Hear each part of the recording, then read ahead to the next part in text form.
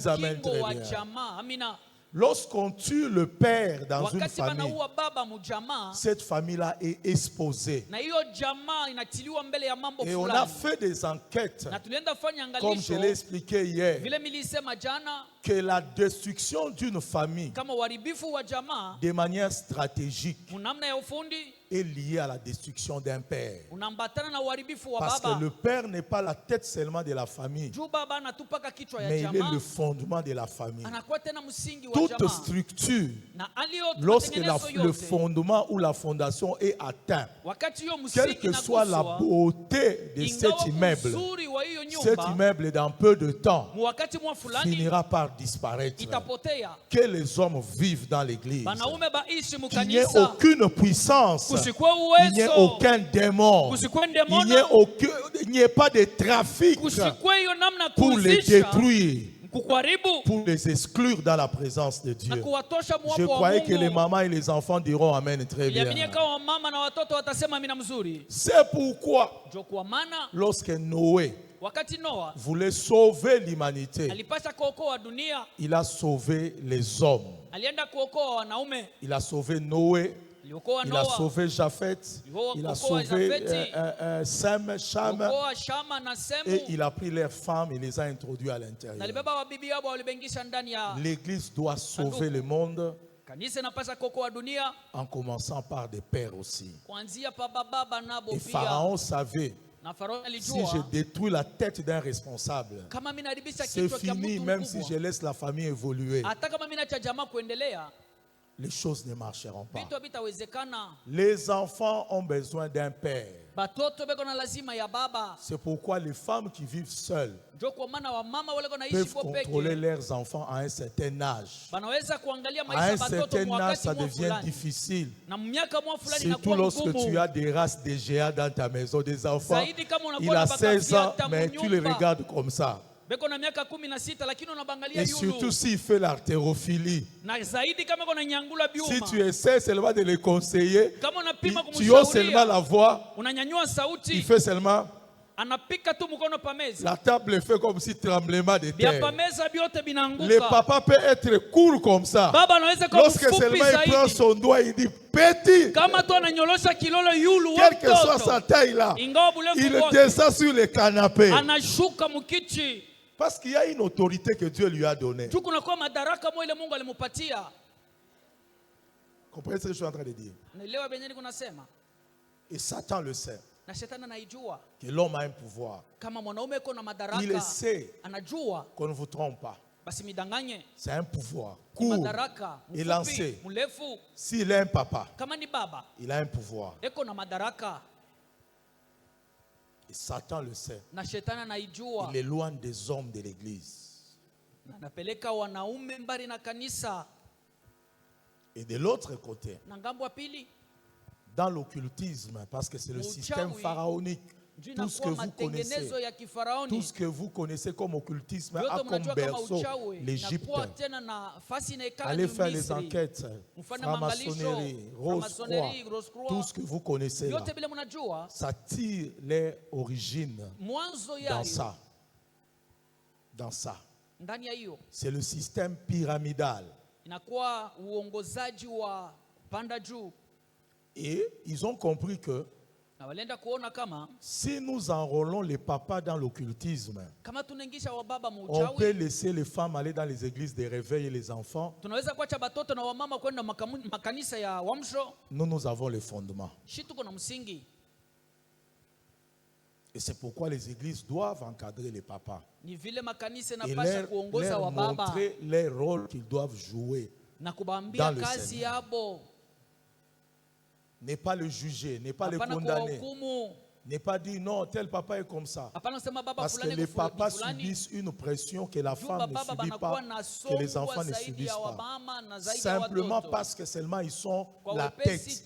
Ils reçoivent toutes les flèches que la femme peut recevoir, toutes les flèches que les enfants peuvent recevoir, parce qu'ils sont une couverture familiale. C'est la première couverture de la vie d'une personne.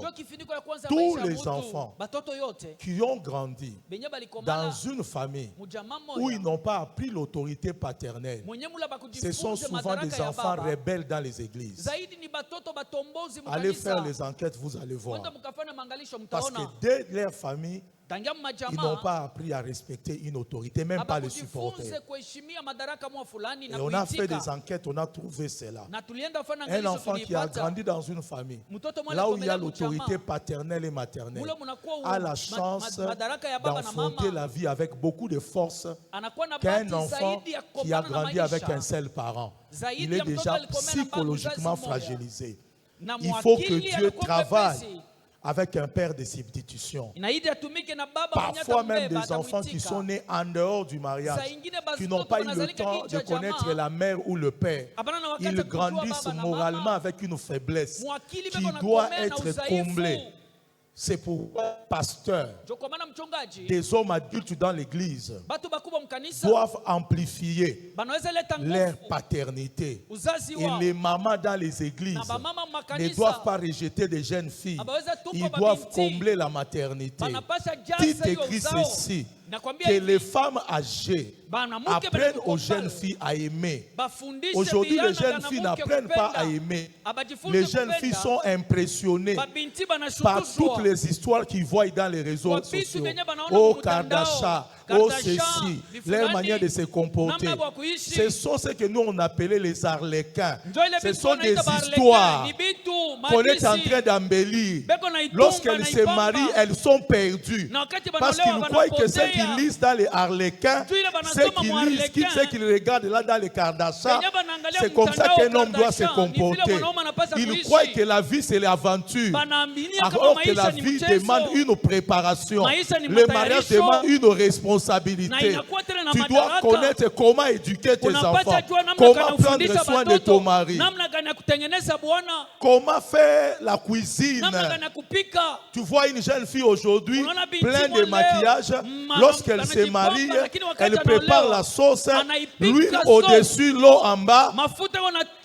Et l'homme regarde la beauté, mais il est frustré parce que la femme n'a pas de valeur. On n'épouse pas une femme en fonction de sa beauté, ni des contours de ses mollets. On épouse une femme en fonction de son cœur et des valeurs qu'on a apprises par ses parents. Et les femmes dans l'église ne doivent pas se mettre à critiquer, mais à éduquer nos filles. C'est pourquoi elles viennent dans les églises. Et le père doit éduquer les jeunes gens. Il y a des jeunes gens qui entrent dans les églises. Il a la Bible, il prêche l'évangile, mais c'est un voyou. Il y a des prophètes, il prophétise, mais c'est un voyou.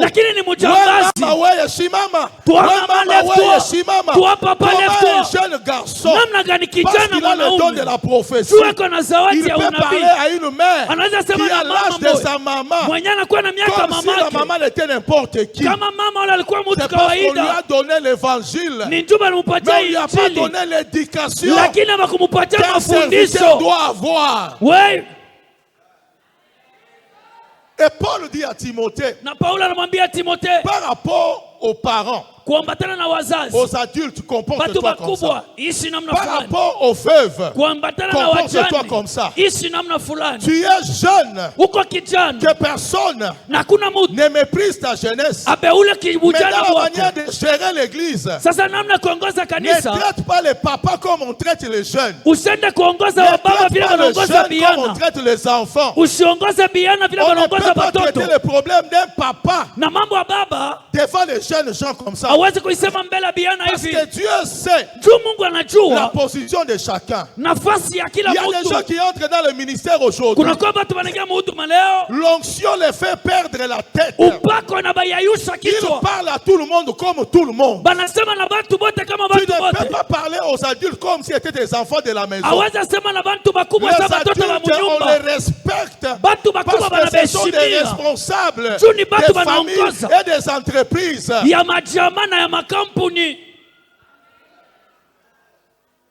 C'est un problème d'éducation. Il y a des gens qui ne sont pas éduqués. Mais l'éducation ne naît pas avec ça. Il faut être au pied d'un père. Il faut être au pied d'une mère. Il faut écouter une mère. Il faut écouter un père. C'est là que commence l'éducation qui te permettra d'affronter les situations de la vie. Il y a certaines portes qui peuvent être fermées alors que tu es intelligent. Simplement parce que tu ne sais pas comment vivre dans la société.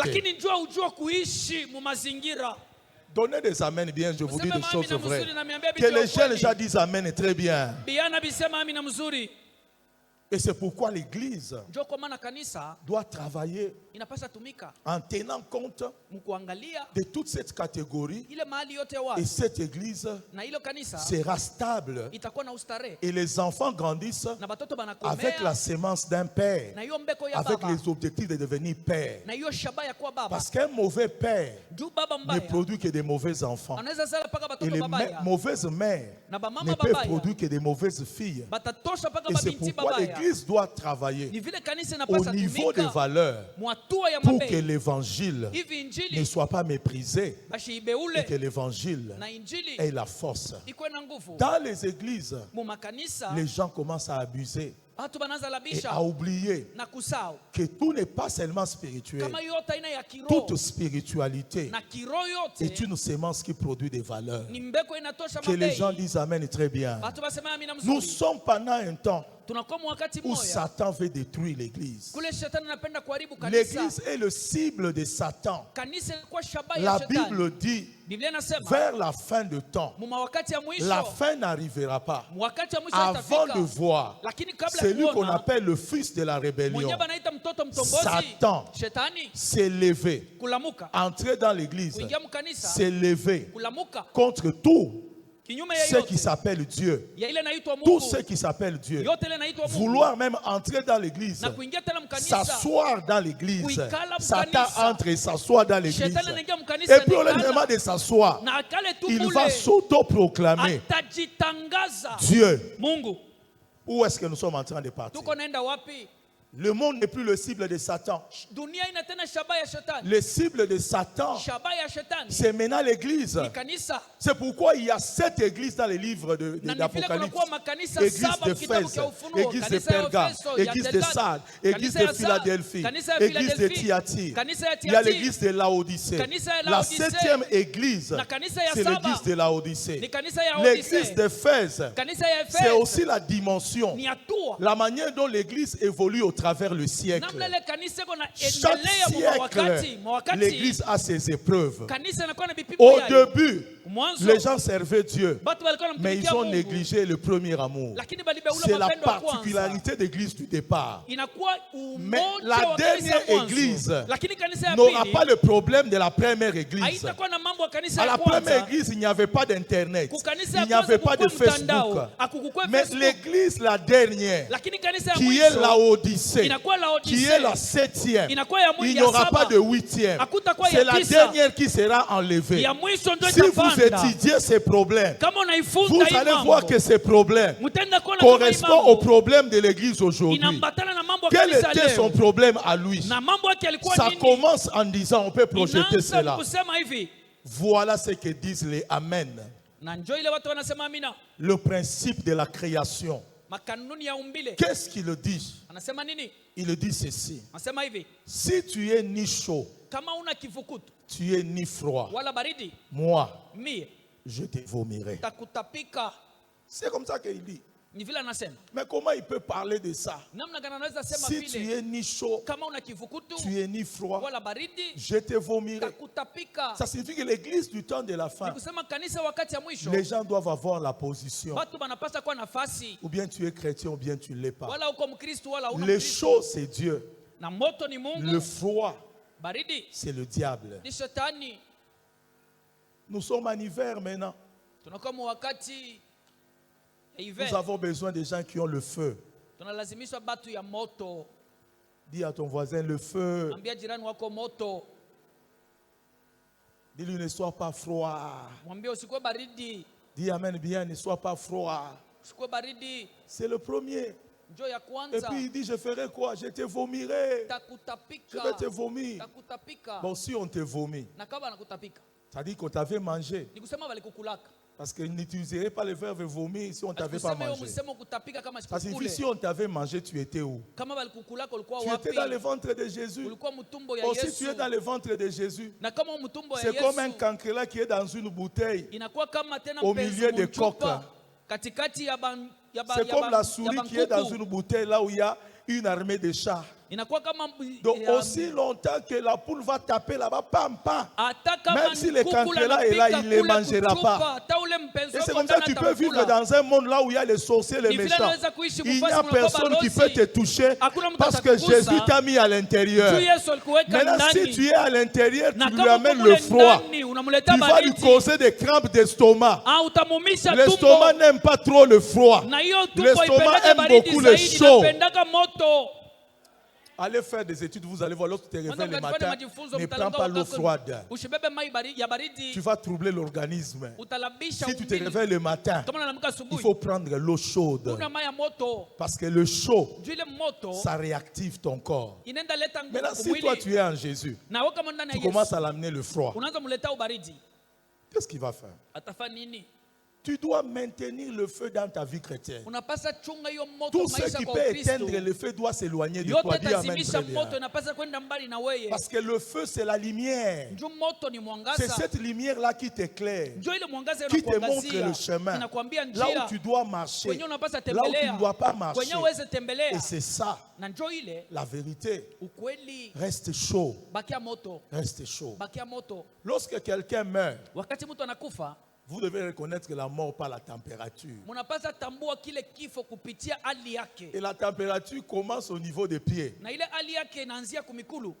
Ça commence au niveau des pieds. Pourquoi au niveau des pieds? Parce que dans l'organisme, le cœur a deux parties. La partie gauche et droite. Le sang entre dans une partie et ça ressort dans une autre partie. Et ce qui fait que si le cœur s'affaiblit, il n'y a pas moyen de récupérer le sang aux extrémités des organes. Parce que le sang n'arrivera pas à aller là-bas et à être récupéré. Parce que la mort commence par la mort du cœur, lorsque le cœur cesse de battre. Ce qui fait que les extrémités deviennent froides parce qu'ils ne reçoivent plus du sang. Et la mort commence par le bas, le froid dans les mains. Donc le froid n'est pas bon, c'est le signe de la mort. Lorsqu'on met la température pour savoir si quelqu'un est en vie, la température doit être au-delà. Ça doit être pas en dessous de 36. Si tu commences à descendre au niveau 10 degrés, 5 degrés, c'est pourquoi la chaleur, c'est une expression de la vie. Celui qui a la vie de Dieu doit être chaud. Celui qui vit spirituellement doit être chaud. Tu dois être chaud. Et lorsque vous êtes dans l'église, on se voit ceux-là qui sont froids. Parce que celui qui est chaud dit amen. Celui qui est chaud chante. Celui qui est chaud bouge. Parce que cette vie-là, c'est une vie qui te booste. La vie de Dieu ne reste pas en silence. La vie de Dieu crie. Amen. La vie de Dieu crie. Même si tu restes assis, on commence seulement à chanter. Tu sens qu'elle te dit, mets-toi debout. La vie de Dieu te pousse à dire Alléluia. Lorsqu'on prêche, la vie de Dieu te dit Alléluia. Rikashaka. Il y a quelque chose qui s'allume en toi que tu ne peux pas éteindre. Et c'est là que Jérémie dit, lorsque je dis je ne ferai pas mention de toi, je sens dans mes os un feu qui je n'arrive pas à me contenir. C'est pourquoi lorsqu'un notre prédicateur prêche, si tu es un prédicateur, lorsqu'il commence à donner les révélations, tu vas sauter là où tu es. C'est comme si toi aussi tu prêches avec lui. Parce qu'il y a des vies qui se communiquent. Il y a des vies qui se connectent. L'esprit du prédicateur réveille quelque chose en toi. Là où il crie à la loi, et au témoignage. Si on ne parle pas ainsi, il n'y aura point d'aurore. Maintenant, toi, tu entends dans ta voix. L'aurore signifie ceci. Ce que lui n'a pas dit, à partir de ce qu'il a dit, toi, tu commences à développer sur ton carnet. Donc, ça signifie qu'il a la vie. Mais la vie n'identifie que la vie. La vie n'identifie pas la mort. Lorsque tu mets au monde un enfant et que tu voyages aujourd'hui, tu fais 3 mois, 1 année. Les oncles prennent l'enfant pour aider ta femme. Les petites sœurs prennent pour aider ta femme à prendre l'enfant. Le jour où tu rentres, lorsque l'enfant te regarde, il n'appellera pas l'oncle papa. Il va sentir une connexion qu'aucun homme ne peut expliquer. Parce que le sang reconnaît le sang. La vie qui est dans le sang reconnaît celui qui l'a donné. Tu vois, l'enfant commence à refuser, seul avec qui il était chaque jour. Il commence à aller vers cet inconnu qu'il n'avait jamais vu. Ce n'est pas un langage audible. Ce n'est pas un langage que tu peux saisir par les oreilles.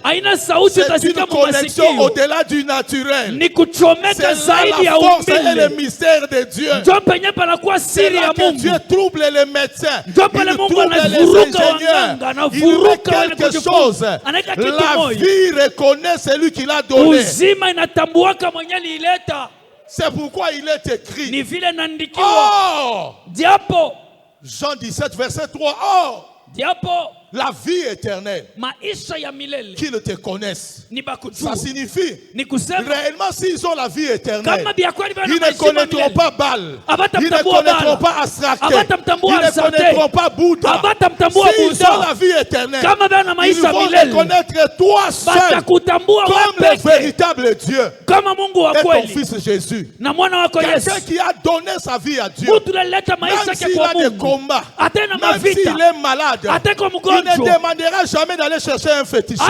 Parce que la vie qu'il porte ne reconnaîtra pas un autre Dieu. Il reconnaîtra seulement Jésus comme le véritable Dieu. Ça soit dans la souffrance, ça soit dans le bonheur. Il dira, Seigneur, je souffre, mes enfants souffrent. Mais on ne lui dira pas, il y a telle loge, il y a tel Dieu. Parce que cette vie-là reconnaît que Dieu et ça crie Abba Père. Ça crie Abba Père. C'est pourquoi c'est lui qui a la vie de Dieu. Doit être chaud. Il doit être chaud. Il ne doit pas être froid comme un mort. Il y a une force qui te booste. Tu peux t'asseoir comme ça. Tu es en train de regarder la télévision. D'un coup là, tu sursautes. Tu commences à parler en langue. Si tu es assis avec les gens en train de parler, ils peuvent te voir, tu te lèves brusquement. Mais il parle pendant qu'on est en train de parler. Le ciel lui a donné une communication. Lui-même ne comprend pas. Tu montes dans la chambre. J'arrête les attaques des ténèbres. Tu ne sais pas qu'est-ce que tu arrêtes. Quelque temps après, quelqu'un t'appellera. Daddy, je viens de manquer un accident mortel. Tu comprends que parce qu'ils sont dans l'église et que je le couvre, le Seigneur m'a mis cette sensation-là. Un des fils ici m'appellera. Je l'appellerai. Je dis, tu es où? Tu as pris l'invitation pour le papa. Oh, je n'ai pas pris. Je dis, tu dois prendre ça. Il arrive chez moi à la maison. Il me regarde avec des yeux compliqués. Je dis, pourquoi tu me regardes comme ça? Mais tu dois aller aussi, tu es un père. Il dit, papa, ça me touche beaucoup. Je me suis dit, je devais être là. Il fallait vraiment que je sois là. Mais je suis bloqué. Qu'est-ce que je peux faire? Mon téléphone sonne. Et tu m'as dit, fils, est-ce que tu as trouvé l'invitation? Viens prendre. Comment Dieu peut te faire sentir ce que moi j'avais besoin? Je lui ai dit, je suis ton père spirituel. Donc il y a des communications qui vont au-delà du naturel. Lorsque tu as la vie de Dieu, ça ne s'arrête pas à chanter, à prier. Il y a une communication avec Dieu au-delà. Il y a des réflexes au-delà. Parce que tu es enfant de Dieu. Un enfant de Dieu, c'est un Dieu. Et le problème qui était là, c'était un problème de chaud, de froid. L'église doit rester chaud. Nous devons garder la lumière en nous. Nous sommes les enfants de la lumière. Dis amen bien, dis amen bien. Le deuxième problème, tu peux continuer, je vais terminer. Le deuxième problème, si tu es ni chaud ni froid,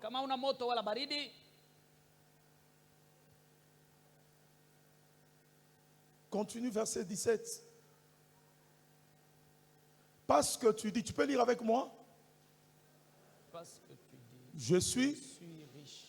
Je me suis enrichi. Je n'ai besoin de rien. Parce que tu es misérable, pauvre, aveugle et nu. Pourquoi on l'a qualifié comme ça? Parce que simplement qu'il a dit qu'il est riche. Est-ce qu'on doit le traiter comme ça? Parce que tu as dit que tu es riche, tu n'as besoin de rien. Et la Bible dit parce que tu dis que tu es riche, tu n'as besoin de rien. La Bible te répond que tu es malheureux. Parce que la vie, ce n'est pas la richesse. Dites amen bien, dites amen bien. Ça signifie que la vie, ce n'est pas la richesse. Et la Bible le qualifie des malheureux. Parce que ce que tu dois chercher dans une église, ce n'est pas d'abord l'argent. L'argent, Dieu te le donnera. Il te donnera même si tu ne demandes pas.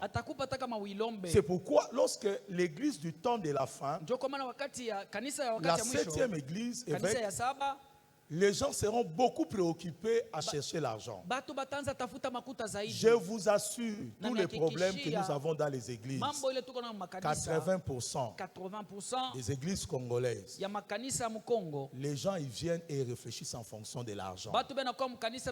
Je ne parle pas des appels de fonds. Je parle de la mentalité. Beaucoup d'églises se divisent à cause de l'argent. Et vous voyez des gens venir servir au début, ils sont gentils. Et après, ils commencent à regarder l'argent. L'argent, c'est une bénédiction qui vient de Dieu. Donnez-moi des amens bien. C'est le résultat d'une bénédiction lorsque Dieu parle sur la vie de quelqu'un. Il n'y a personne dans le monde où Dieu a donné de l'argent comme ça. Il a demandé qu'on leur donne une parole. C'est pourquoi la manière de vous bénir, c'est la parole. À chaque fois que nous libérons les paroles sur vous, ça produit des choses. Ça produit des choses. Et chaque fois que tu viens dans une église, cherche à arracher une parole. Cherche à saisir une parole. Nous ne venons pas à l'église pour regarder qui a l'argent, qui est ministre. Vous allez le faire fuir de l'église. Un jour, j'ai invité un homme, une dame, avec beaucoup d'argent. Je l'ai invité, je dis, bon, comme je prie pour toi, à tout moment, je crois que je ne peux pas te laisser à la maison. Le niveau que toi tu as atteint, tu dois fréquenter l'église. Parce que l'objectif de t'encadrer, c'est pour que t'amener à l'église, que tu vives une vie chrétienne normale. Il avait des difficultés pour fréquenter tout le monde. Selon son éducation, selon son niveau social. Comme dans l'église, il n'y a pas de riches, il n'y a pas de pauvres. Nous sommes tous des frères sans tenir compte de nos classes sociales. Christ nous a sauvés. Il est venu, il a amené sa famille. Lorsque seulement certaines personnes de l'église ont su qu'il a l'argent, il y a eu beaucoup de prophètes. Pas de prophètes à la chair, mais dans le parking. Il commençait à dire des histoires qu'il a dépassé la tête sans tenir compte de son âge spirituel ou là où je l'ai tiré. D'autres commençaient à déposer des CV. Même sur les pare-brises du véhicule.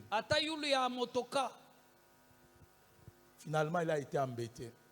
Il a dit, papa, je préfère seulement que tu continues à m'encadrer comme tu le fais à la maison. Je lui donnerai un serviteur pour l'encadrer. Et je lui donnerai des instructions en disant, si tu l'encadres, n'accepte ni transport, ni quoi. Toi, prêche l'évangile. Et c'est un serviteur modèle, il m'avait écouté. Aujourd'hui, il est grand parmi les serviteurs. Et lorsque la dame a vu qu'il ne demandait rien, ni transport, ni quoi, il faisait son travail, il était devenu parmi les personnes qui ont pris beaucoup d'argent, qui ont mis dans son ministère. L'Église ne peut pas se comporter comme des mendiants lorsqu'on vient chercher Dieu. Ça peut vous choquer. Un serviteur de Dieu ne peut pas prêcher l'évangile en regardant qui a beaucoup d'argent et ma vie va changer à partir de cette personne-là. Un homme, même s'il est millionnaire, ne changera pas ta vie si Dieu n'a pas touché le cœur de cet homme-là. Et si tu ne fais pas ton travail correctement, Dieu ne touchera personne pour t'aider. Lorsqu'on marche avec Dieu, Dieu sait que ce qui est important, ce ne sont pas les hommes, c'est d'abord lui et sa parole. Donnez-moi des amens bien. Je suis en train d'insister à ce niveau-là. Et c'est comme ça que vous voyez des gens qui viennent dans les églises, ils font des calculs, ils sont même prêts à empoisonner les pasteurs en croyant que les pasteurs mangent des millions. Non, ça ne se passe pas comme ça. On ne cherche pas l'argent dans une église, on cherche Jésus. Et Jésus sait toucher le cœur des gens. Tu peux être là où tu es là-bas. Quelqu'un te regarde, il ne te connaît même pas. Il sent à l'intérieur de lui qui doit te payer les études. Les jeunes filles ici, ne montez pas dans des voitures des gens. Ne faites pas l'orpheline l'abandonner. Dans les églises, il y a aussi des méchants. Il y a aussi des méchants. On te met dans la voiture et on te détruit. Est-ce que toi tu es venu ici monter les voitures des gens? Toi tu es venu ici pour aller demander au papa de l'argent? Non. Tu dois venir prier. Tu dois venir prier. Chercher Dieu. Et Dieu sait toucher les gens. Ce qui fait que dans les églises, les gens viennent avec plusieurs idées. C'est ça l'église du temps de la fin. Je vais à l'église pour voir quelqu'un qui peut me donner un travail, qui peut faire ceci. Tout ça, ce n'est pas mauvais. Mais n'embête pas les gens. Ils ne peuvent pas porter ton malheur. Il n'y a que Jésus, lui, qui est capable de créer un mécanisme de te faire sortir de ta situation. Dans la vie, ne fais jamais la pitié. C'est le plus mauvais sentiment de la vie. Les gens ne doivent pas avoir pitié de toi. Aussi longtemps que tu as Christ, tu n'as pas perdu ta vie. Christ en toi, l'espérance de la gloire. Christ en toi, l'espérance de la gloire. Si tu n'en as pas aujourd'hui, garde le respect. Garde le respect. Que quelqu'un ne te méprise pas. Quelqu'un ne te diminue pas. Tu n'es pas petit parce que tu n'en as pas. Tu peux ou ne pas l'avoir. Mais tu as la grandeur en toi. Que le Seigneur a mis à l'intérieur de toi. Ne te ridiculise pas. Tout le monde a manqué l'argent quelque part. Mais il y a la dignité d'une personne. On ne peut pas te parler de n'importe quelle manière parce que tu n'en as pas. On ne peut pas t'écraser parce que tu n'en as pas. Si tu n'en as pas aujourd'hui, ne signifie pas que tu n'en auras pas. Dieu donne à tout le monde. Celui qui l'a aujourd'hui avait manqué hier. Dieu lui a donné. Toi aussi, même si tu n'en as pas, ne donne pas un visage de la faim. Tu entres dans l'église, tu es comme ça, comme si tu as fait 5 jours, tu n'as pas mangé. Pour qu'on te regarde dans un coin. avec la tête comme ça. Je n'ai pas mangé. Non. Redresse-toi. Commence à dire à Dieu, au coin là-bas, Seigneur, donne-moi à manger. Seigneur, donne-moi à manger. Tu verras quelqu'un quitter là-bas au coin et venir en disant, Monsieur, j'ai senti que je dois te donner ceci. Il n'a même pas écouté ta prière. Parce que Dieu, il est là pour tout le monde. Dieu ne choisit pas les riches. Dieu ne choisit pas le beau. Dieu ne choisit pas les laits. Dieu ne choisit pas le noir. Dieu ne choisit pas le blanc. Dieu ne choisit pas le jaune. Dieu exauce tout le monde qui le cherche d'un cœur sincère et qui met la confiance en lui. Un monsieur était venu me voir dans mon bureau. Pasteur, mets-moi en contact avec des hommes d'affaires dans ton église. Je viens de l'Angola, j'ai fait le diamant. Mets-moi en contact. Nous allons travailler. Je te donnerai la dîme. La nuit, le Seigneur m'a dit, c'est un aventurier. Il cherche les connexions. Il va détruire ton église. C'est un escroc. Il s'habillait bien avec belle cravate. Lorsque tu le regardes là, géant là, comme un vrai homme d'affaires, un escroc.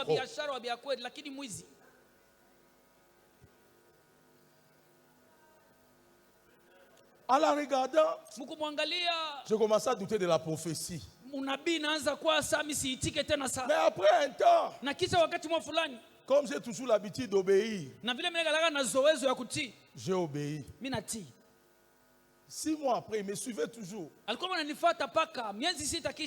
je prendrai un coup de fil. Je ne vois pas une soeur ici. Cherchez-la, cherchez-la.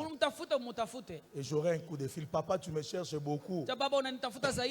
J'ai seulement honte de venir à l'église. Tu as honte, pourquoi?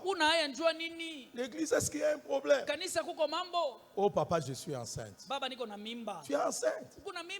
Mais tu es marié depuis quand? Oh, papa, je ne suis pas marié, je ne sais pas enceinte. Mais qui t'a engrossé? Il me cite ce papa-là qui me disait il va faire les affaires. Donc, ses affaires à lui, c'est de venir engrosser ma fille dans l'église. C'est ça les affaires qu'il faisait. Oh, l'église du temps de la fin, faisons attention à ce que nous recherchons. Est-ce qu'on peut acclamer le Seigneur très fort? Est-ce qu'on peut acclamer le Seigneur très fort? Quel est le motif de notre conversion? Ce n'est pas que nous voulons avoir une église méga church, non. Nous avons besoin de la qualité. Qu'est-ce que tu recherches lorsque tu pries? Nous avons besoin de chercher Jésus. Je peux m'asseoir à côté d'un millionnaire. C'est son argent. Je ne peux pas perdre le contrôle pendant que je prie. Même s'il parque une Lamborghini là-bas, c'est pour lui. Je dis bonjour mon frère. Je n'ai pas seulement besoin de donner le CV. Au contraire, je vais chez mon papa. Papa, moi je n'ai pas du travail, papa. Est-ce que tu ne connais pas quelqu'un qui peut me donner le travail? Et le pasteur peut venir en disant oui, oui. Ah frère, viens, il y a un frère qui n'a pas de travail. Ça passe bien. Au lieu d'aller te faire réduire, et puis on t'enlève à côté de la voiture, quitte là-bas. Non. L'église est pour les riches, et pour les pauvres, et pour ceux-là qui ont, qui n'en ont pas. Mais Dieu veut que nous restons ensemble dans un respect mutuel. Que personne ne dérange personne. Et c'est Dieu qui touche les cœurs pour élever les uns, pour élever les autres à leur saison. J'ai trouvé un frère, j'ai trouvé énervé contre tout le monde. Les gens n'aident pas les gens. Ils ont l'argent, ils donnent les appels de fonds, mais devant ils donnent. C'est ton oncle, c'est ton papa. Tu as travaillé pour lui. Il est obligé de te donner. Tu n'es même pas son cousin. Tu vas te passer pourquoi? C'est son argent, c'est lui qui travaille. Prie. Omba. Prie. Prie. Omba. Et c'est comme ça que la sorcellerie entre comme ça même dans une famille. La jalousie, la haine. Non. Les papas ont parlé des entrepreneuriats. Vous savez pourquoi ils ne sont pas des entrepreneuriats? Pourquoi on les a donné le micro? Ce n'est même pas un homme. Maman Abigail est là dans la voiture, on est en train de rouler. Le Saint-Esprit le saisit. Il dit ainsi parle le Seigneur. Telle personne parlera de la politique. Telle personne parlera de l'entrepreneuriat. Voilà le sujet. Entrepreneuriat et épargne. Maman Abigail est témoin. Est-ce que ça vient de moi? Ça vient de moi? C'est lui qui va présider Brino. Elle était saisie en parlant en langue. Brino est là. Pourquoi ne pas prendre Josaphat ou Jama? Mais on est allé prendre Brino. Qui dirige l'église? Qui est le maître de l'église? Et lorsque Brino est en train de travailler, lui-même ne sait pas qu'il était la volonté de Dieu. Il dit à sa maman certaines choses que je disais, je ne savais même pas. Parce que Dieu connaît son église. Il veut présenter certaines personnes aussi pour que certaines personnes commencent à entreprendre certaines choses. Tu peux vendre les arachides. Le pasteur Alain me disait ici dans la voiture, il me dit, tu sais, je suis à Kolwezi. Dans de grandes entreprises, on est en train de chercher qui peut faire la restauration. On commence à chercher les Congolais, parmi les Congolais, il n'y a personne. On ne trouve que des Indiens qui ont cette expérience-là. On ne trouve que des Libanais qui peuvent faire ça. Mais où sont les Congolais? Il y a certains Congolais qui ont donné de l'argent. Ils ont déjà traversé de l'autre côté de Dubaï, ils sont partis. Ils ont seulement pris la première tranche. C'est fini leur vie. Ils ont abandonné le Congo et le partenaire chinois. Il a pris l'argent, il est parti. On commence à l'appeler, il a fermé le téléphone. Quelle est notre réputation? Si nous voulons montrer les Chinois, nous voulons montrer l'Indien. Mais c'est la compétence. C'est la loyauté dans ce qu'on est en train de faire. Lorsqu'il y a des sous-traitants, il y a un Indien, il y a un Chinois, on va donner à qui? Le premier réflexe, on donne à des étrangers. Parce que nous-mêmes, nous ne comprenons pas ce que nous sommes en train de faire. Il y a des gens même pour balayer comme ça, balayer. On cherche les gens pour torcher dans une entreprise. On recrute des mamans. On débourse $200,000 chaque mois. Torchonner seulement. Quelqu'un monte une entreprise, il torchonne, on nettoie, on enlève les poussières. Montant qu'on donne $200,000. On doit donner ça aux Chinois. On doit donner ça aux Indiens. On veut absolument leur donner. Ou bien nous les Congolais, nous avons un problème. Et ça affecte même les églises. C'est pourquoi l'entrepreneuriat. Vos pères vous ont appris à travailler. Chacun doit se débrouiller. Chacun doit travailler quelque part pour permettre le développement. Et dans les églises, les gens sont à temps plein. Il n'y a pas de temps plein. Nous devons tous travailler d'une manière ou d'une autre. Dites amen bien. On prie le matin, on prie l'après-midi, l'avant-midi, nous allons travailler. Parce que l'évangile n'ira pas loin si on ne travaille pas. Si on ne travaille pas, chacun doit se débrouiller d'une manière ou d'une autre. Donnez amen bien, dites amen bien. La recherche de l'argent. La recherche de l'argent dans les églises. Malheureux, aveugle, nu. Chaque fois que la Bible parle de l'aveuglement, ça signifie quelqu'un qui ne voit pas spirituellement, qu'il a de la valeur en lui, qui ne peut pas se vendre, qui ne peut pas se vendre. Un homme riche peut embrouiller les gens. Je peux vous dire des vérités, pas pour vous choquer, mais pour vous révolutionner. On appelait les orateurs ici. Parmi les orateurs, il y a un orateur qui a beaucoup d'argent. Il prêche. Il parle des millions. Mais après le culte, Mais il faut voir les mentalités des gens. J'ai été choqué. J'ai dit aux organisateurs, mais qu'est-ce qui se passe? Est-ce qu'on ne peut pas avoir un prédicateur qui a l'argent? Et ça doit nous agiter, nous tous? Ou ça doit agiter les gens à chercher des numéros de téléphone à gauche et à droite? Mais qu'est-ce qui arrive? Il y a même des gens qui étaient fâchés contre moi. C'est moi qui ai invité, tu vas te fâcher contre moi. Est-ce que mes orateurs ont droit de vous donner des numéros de téléphone? Quelle est la mentalité que les gens amènent dans l'église?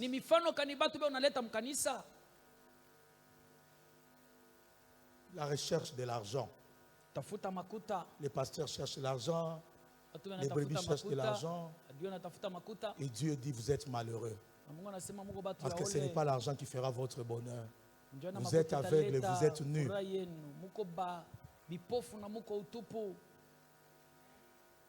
Je n'aime pas faire les appels de fonds.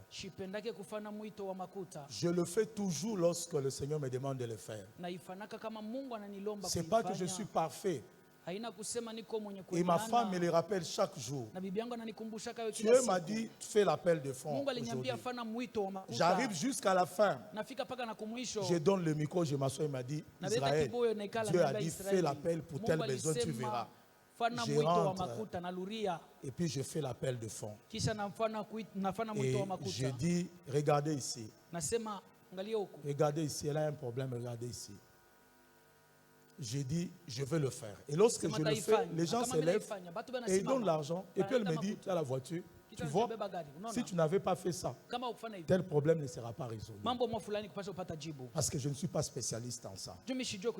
J'avais toujours compris que chaque fois que tu prêches bien la parole de Dieu, à la fin tu demandes l'argent, ça devient gênant. J'ai toujours prié que Dieu me donne des enfants millionnaires qui peuvent m'éviter les appels de fonds. Je peux les appeler au téléphone en disant, on a tel besoin. Et puis il dit, papa, nous virons l'argent. Et je fais respecter l'évangile. Si Dieu peut me donner un millionnaire ici, un milliardaire, ça m'aidera beaucoup à faire respecter Dieu. Et ça me gêne beaucoup. Ça me gêne beaucoup. Mais qu'à cela ne tienne, nous continuerons à faire les appels. Mais que vous compreniez seulement que nous avons la mentalité de changer ça.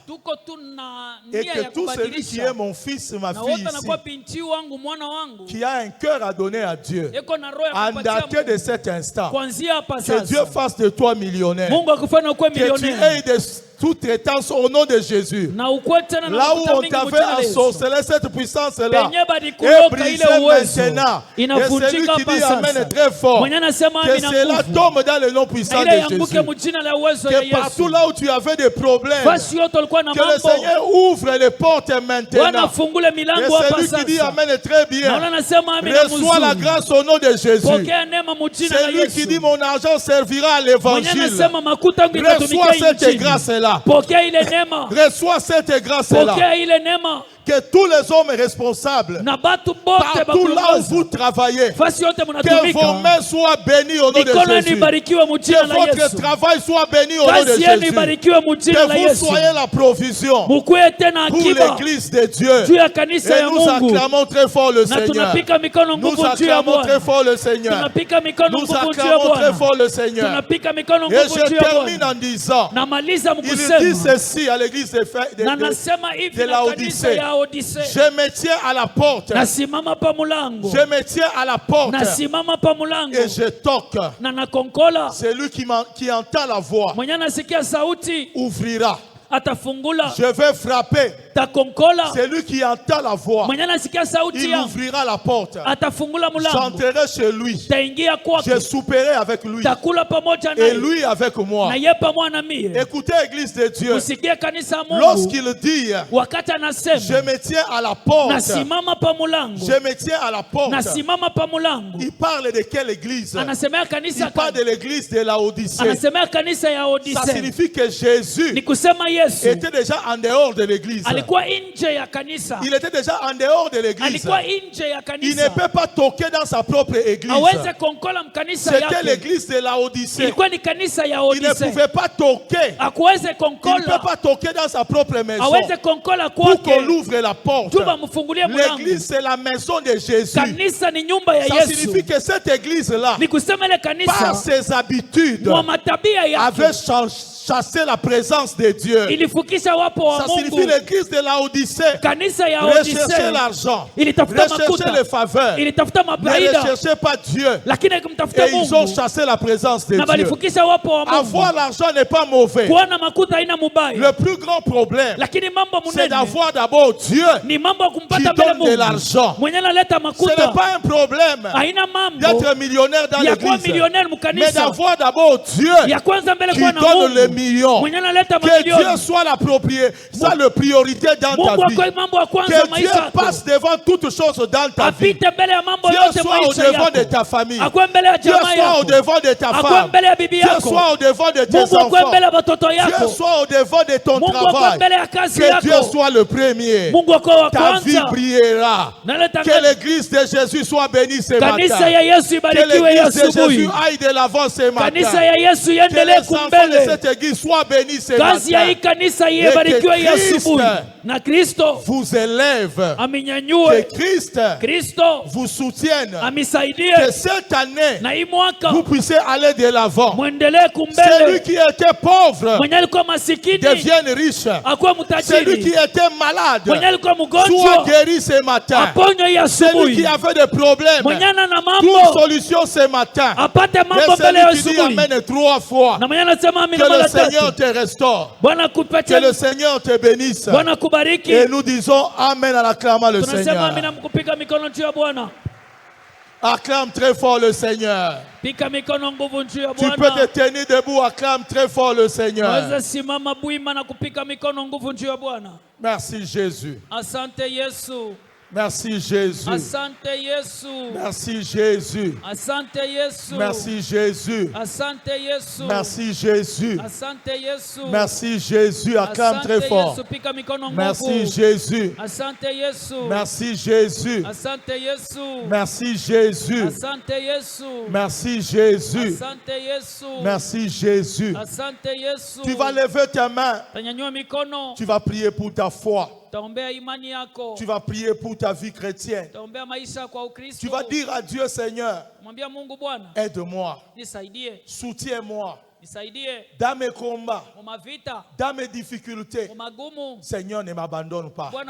Je compte sur toi. J'ai beaucoup compté sur les hommes. Je vais compter beaucoup sur toi. Fortifie-moi que dans cette église que je te rencontre, nous sommes en train de taper nos mains et nous sommes en train de bénir le Seigneur. Tape tes mains. Parle à Dieu.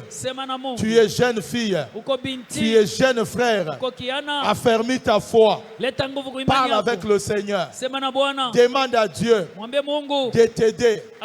Demande à Dieu de te soutenir. Demande à Dieu de te faire avancer. Demande à Dieu de t'accompagner. Là où tu as des faiblesses, demande à Dieu d'être avec toi. Demande à Dieu de te soutenir. Nous sommes en train de taper nos mains. Tu es jeune fille. Demande à Dieu de compter sur lui. De compter sur lui. Demande à Dieu de le soutenir.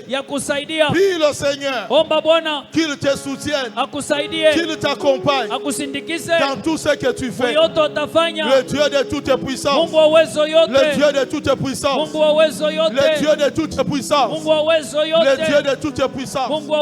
Que Dieu te soutienne, que Dieu te garde, que Dieu te protège, que Dieu soit avec toi, qui te protège dans toutes choses, qui te protège dans toutes choses. Continue à utiliser tes mains. Continue à utiliser tes mains. Continue à utiliser tes mains. Continue à demander sa grâce. Continue à demander sa grâce. Continue à demander sa grâce. Continue à demander sa grâce. Continue à demander sa grâce. Merci Saint-Esprit de Dieu. Tu vas lever Levez tes mains. Je vais inviter l'évêque qui va faire la prière.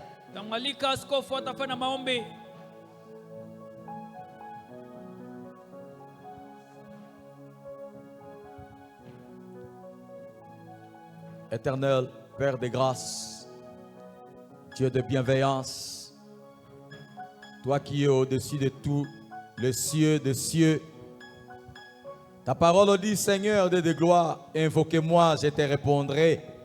Je t'annoncerai les choses au cachet, les choses que tu ne connaissais pas. Père, en ces derniers temps de la fin, tu l'as dit dans ta parole, garde ce que tu as reçu, de peur que personne n'arrache ta couronne. Oh Dieu, je m'avais béni ton peuple en ces lieux. Laisse Yahweh Shama, là où planait la mort, qui est la vie. Que les souhaits de Dieu entrent dans chaque famille. Là où, Seigneur, on a fait des réclamations. Ce que son père a vécu, Seigneur de gloire, par rapport à la destruction, qu'il ne puisse pas vivre cela. C'est que sa mère a reçu, Seigneur de gloire, pour amener la destruction de l'âme. Seigneur, communique la joie au nom de Jésus. Oh Père, nous marchons sous la puissance de la séduction. Nous marchons sous la puissance de la malédiction. Nous marchons, Seigneur, sur toute puissance de l'ennemi. La puissance des mondes des eaux. La puissance de sensualité. La puissance de perdition dans la vie de nos enfants. Au nom puissant de Jésus-Christ. Père, que l'esprit de la parole qui a été communiqué ce matin, Seigneur, transforme, libère de toute servitude. Au nom de Jésus-Christ, je m'en vais ainsi prier. Amen. Est-ce qu'on peut acclamer le Seigneur? Nous pouvons nous asseoir. Comme je l'ai dit tout à l'heure, c'est le dernier dimanche avant la conférence. Vraiment, c'est la dernière ligne. Nous avons besoin de l'argent. Peut-être que Dieu fera de quelqu'un millionnaire, ça sera la dernière fois. Tu veux nous donner $1000 qu'on coupe la caméra. Tu vas venir de ce côté, tu n'avais pas fait ça. On a besoin d'argent. Viens rapidement. Peut-être que c'est toi notre millionnaire un jour. Viens rapidement. Tu as $500. Viens aussi. De 1000 à 500 rapidement. Tu es là. Tu ne l'avais pas fait. Que le Seigneur vous bénisse. Est-ce qu'on peut acclamer le Seigneur? N'ayez pas honte. Venez. Vous êtes une bénédiction pour nous. De 1000 à 500. Nous avons des hôtels à payer, nous avons des billets, nous avons la restauration. Ça va se faire pendant 8 jours. Chaque jour, ils doivent manger. Il y a beaucoup de visiteurs qui viendront. Des 1000 à 500. Soyez bénis. Venez. Dieu vous a mis à cœur. Venez rapidement. Je vous donne encore le temps. Vous êtes là. Ça, c'est important. Tu es là, Dieu t'a mis à cœur. De 500 à 100. Avance. Nous t'attendons. Rapidement. Que le Seigneur vous bénisse. Ceux-là qui passent, ce n'est pas qu'ils ont beaucoup.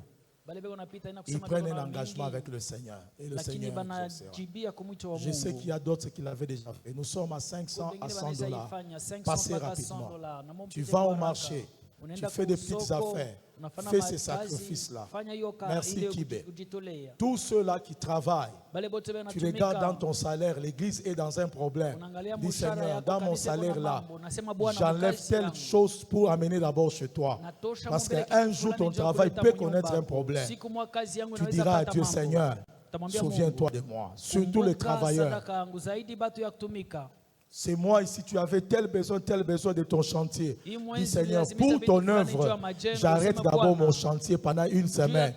Je vais d'abord te servir et puis je continuerai mon chantier après. Dieu aime ça.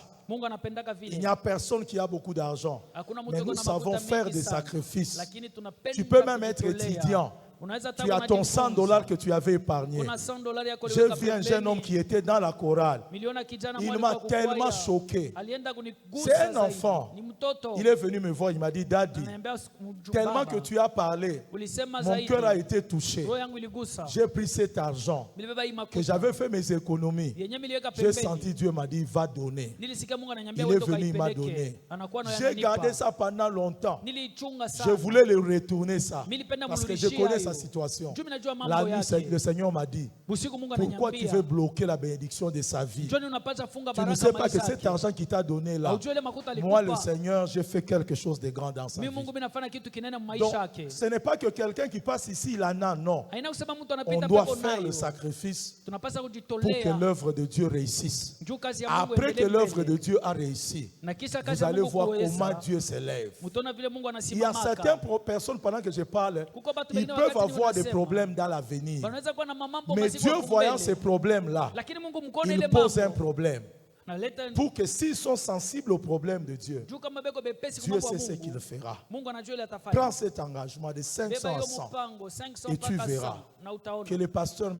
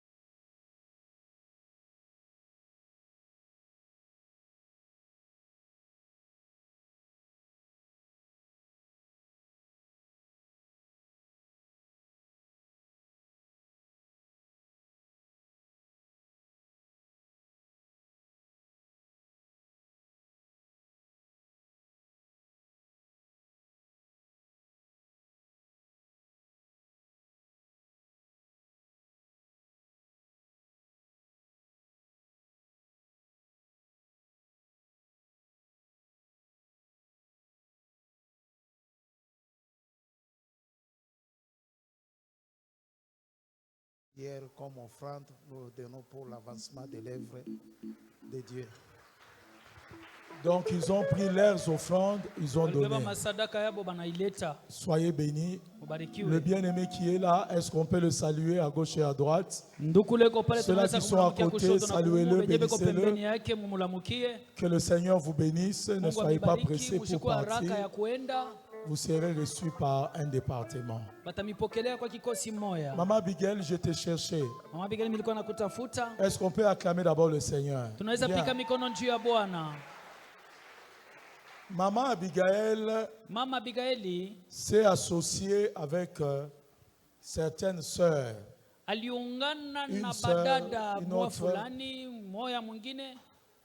Ils nous ont fait un bon travail. Elle m'a dit, mon mari, moi je vends mes bijoux. Je dois s'aimer dans l'œuvre. J'ai commencé à la regarder. Elle passait tout son temps ici. Elle nous a arrangé les studios de la télévision. Elle nous a mis toutes ces lumières que vous voyez ici. Elle ne fait que vendre ses bijoux. Elle a dit, ça aussi c'est mon offrande. Et c'est un modèle. Elle est brebis, membre de l'église. Je voulais vraiment l'encourager. Donc si elle peut le faire, toi aussi tu peux le faire. Tu peux aussi vendre tes bijoux pour faire quelque chose. Je lui ai demandé pourquoi tu fais ça. Elle me présente seulement une liste là où il y a ses enfants. Il dit, je veux que Dieu fasse telle chose pour ma fille, telle chose pour telle fille, qui sont nos enfants. Alors qu'ils sont déjà bénis parce que moi je sais. Mais si elle prophétesse, ça fait ça. À plus forte raison, toi. Même ton terrain, la vente, on va mettre l'argent dans la convention. Que nous fassons des croisades pour sauver les âmes. Sois béni. Que le Seigneur te bénisse abondamment. Wow. Elle a enlevé ses bijoux. Elle a donné. Est-ce qu'on peut acclamer le Seigneur? Maman Abigail, il faut vendre cela. Il faut vendre cela. Va chez l'évêque qui va prier pour toi. C'est comme ça que vous devez faire pour votre Dieu. Il y aura des billets qui seront achetés, il y a des choses qui seront faites. Donc Maman Abigail va vendre et ils vont localiser là où il y a des problèmes. Il nous faut une tente et ils vont résoudre les problèmes. Que mon Dieu vous bénisse abondamment. Seigneur, qu'elle soit bénie, couvre-la de ta bonté. Elle a fait un grand travail au nom de Jésus. Maman Bijou, viens aussi à côté d'elle. Maman Diane est où? Maman Diane Ndoukou est où? Joe est où? Joe est où? Venez aussi, rapidement. Maman Diane, venez. Mettez-vous. Toute l'équipe qui travaille avec Maman Abigail, qui mettait comme ça. Et venez, je vais prier pour vous. Électricien Moïse, il est où? L'électricien Moïse est où? L'électricien Moïse est où? Marie Foura, toi aussi tu es dans le lot. Tout celui qui était dans le lot de l'équipe de Maman Abigail pour porter les besoins de l'église. Est-ce qu'on peut acclamer pour eux? Acclamer. On ne va plus commencer à cacher certaines choses. Joe est où? Nous devons être sensibles pour l'œuvre de Dieu. Moïse, ingénieur Moïse, vite. Ben est où? Venez, toute l'équipe, venez. Ben, bien habillé. Rapidement, Maman Kora, montez, toute l'équipe. Vendez des bijoux, vendez. Lorsque c'est difficile, ce sont les mamans qui se lèvent. Vous allez vous justifier chez vos maris. Ils ne vont pas vous chasser. Dieu est là. Levez les mains. Seigneur, je les bénis. Ce sont des choses qu'ils doivent faire. Ça montre qu'ils ont l'amour pour toi. Père, je les bénis. Là où ils ont sorti, retourne. Je les déclare bénis. Au nom de Jésus, leur famille de génération en génération. La liste qu'ils ont fait pour leurs enfants, bénis. Au nom de Jésus. Amen. Amen. Il y a maintenant une autre toilette ici qui a été aménagée. Ils ont séparé la toilette des femmes et des hommes. Donc, les hommes ici, pour les orateurs femmes, ils ont leurs toilettes. Les orateurs hommes aussi, ils ont leurs toilettes. Et nous continuons avec le couloir. Là où il y avait l'ascenseur, ils ont créé une pièce pour commencer à stocker de l'argent et de l'eau et de la Sainte Seine. Parce que c'est trop sensible. Ce qui nourrit tout le monde doit être bien protégé. Donc, voilà le travail qu'ils sont en train de faire. Ils sont en train de mettre les lumières. Il y a la sœur Joël. La sœur Joël est où? Il fallait prier pour toi. Sœur Joël, elle aussi s'était associée. Il y a des fentes au niveau de murs ici. Ils sont en train de travailler pour qu'on commente les fentes. Il y a 3 fentes au niveau du bâtiment. De tout cœur, que le Seigneur vous bénisse parce que vous portez son œuvre.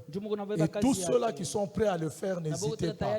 Voyez Maman Abigail. Que mon Dieu vous bénisse abondamment.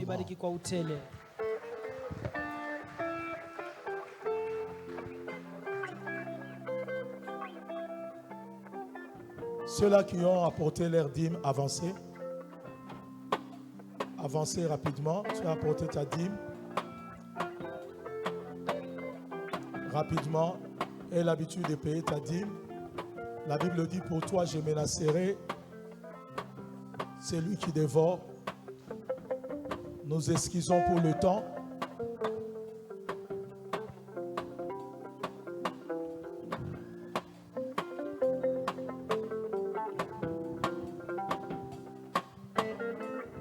Maman Viviane, tu es déjà rentrée. Venez, je vais prier pour vous.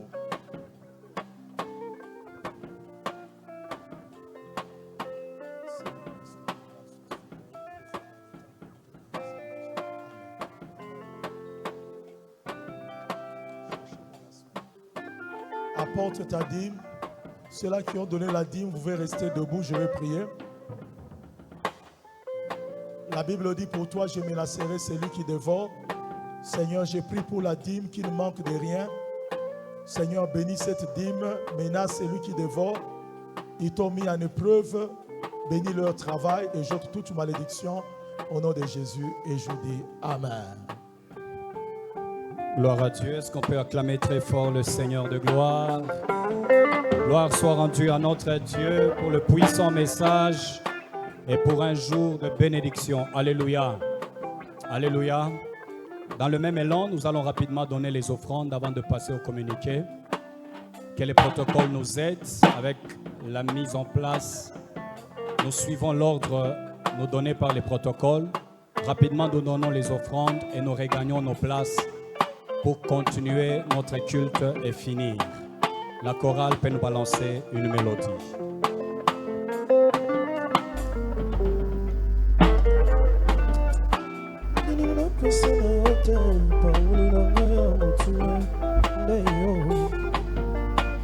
Como la mala moya moya moya